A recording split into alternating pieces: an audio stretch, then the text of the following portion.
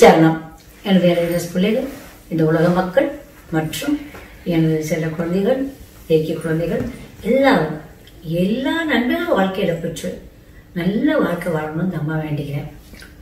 நான் இன்னைக்கு பேசப்போது கொஞ்சம் வித்தியாசமான விஷயம் தான். என்னன்னா, பல பல பிரச்சனைகளுக்கு என்னென்ன பிரச்சனைகள்லாம் இருக்கோ அதுக்கெல்லாம் ஒரு இந்த 7 நாள்ல நம்ம என்னென்ன செய்ய போறோம். அதாவது அரிசி பரிகாரம் மட்டும்தான். இந்த 7 நாள் இந்த அரிசி எப்படிலாம் யூஸ் பண்ணிக்க போறோம், இந்த பரிகாரங்கள் என்ன அப்படிங்கிறத பார்க்க போறோம். இப்ப ஞாயிற்றுக்கிழமை எடுத்துக்கிட்டீங்கன்னா அதுக்கு ஒரு நம்பர் இருக்கு. இந்த நம்பரை முதல்ல நீங்க எழுதிக்கணும். ஞாயிற்றுக்கிழமை அப்படின்னு போட்டு 156. உங்க பிரச்சனை என்ன அப்படின்னு ஒரு பேப்பர்ல எழுதிடணும். முதல்ல எது சம்பந்தப்பட்டது ஞாயிற்றுக்கிழமை பண்ணலாம் அப்படின்னு பாத்தீங்கன்னா, உடம்பு முடியாம டயக்னோஸே பண்ண முடியல, சரி அதான் போச்சு. ரொம்ப வருஷமா மெடிசன் சாப்பிட்டுட்டு இருக்கேன் சாமி, சரி அதுவும் போச்சு.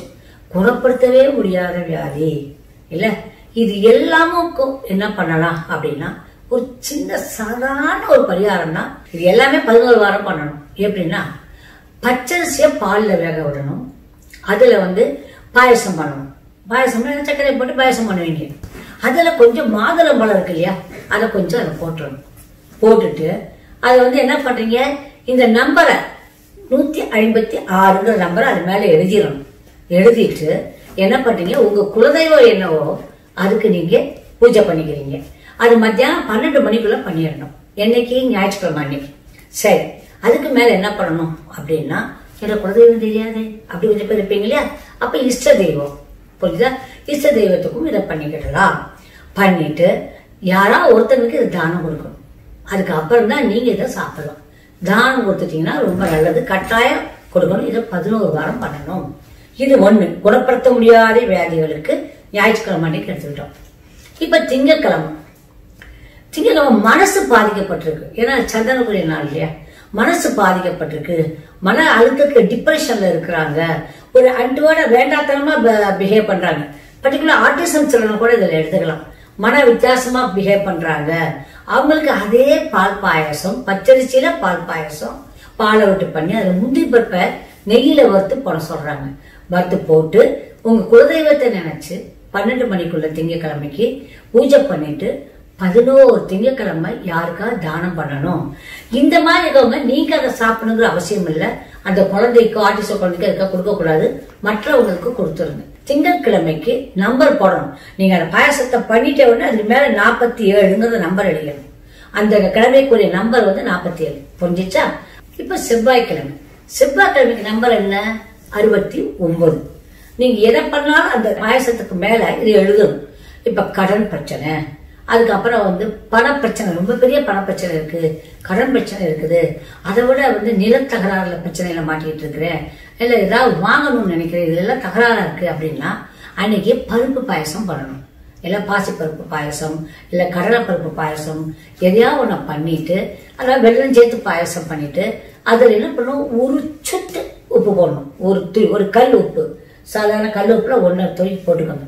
போட்டு அதை உங்களுடைய குலதெய்வத்தை நினைச்சு நீங்க கும்பிட்டுட்டு 11 வாரம் இதை யாருக்கா தானமும் பண்ணணும், நீங்களும் சாப்பிடலாம். சரிதானே? புதன்கிழமைக்குரிய நம்பர் 104. என்ன, இப்ப நீங்க எங்கேயோ பணம் கொடுத்துருக்கீங்க, அது திரும்ப வரல, இவங்ககிட்ட வராதுங்கிற பயத்துல இருக்கீங்க, நம்பிக்கையில இருக்கீங்க, வராதுங்கிற நம்பிக்கையில. புரிஞ்சிச்சா?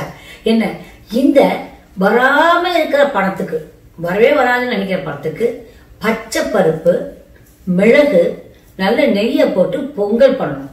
பொங்கல் பண்ணி அதை குலதெய்வத்துக்கு நீங்க வேண்டிக்கிட்டு பூஜை பண்ணிட்டு 104 நம்பரை அது மேல எழுதிட்டு அதை என்ன பண்ணலாம், யாருக்கா தானம் பண்ணணும். கட்டாயம் தானம் பண்ணாம இருக்கக்கூடாது.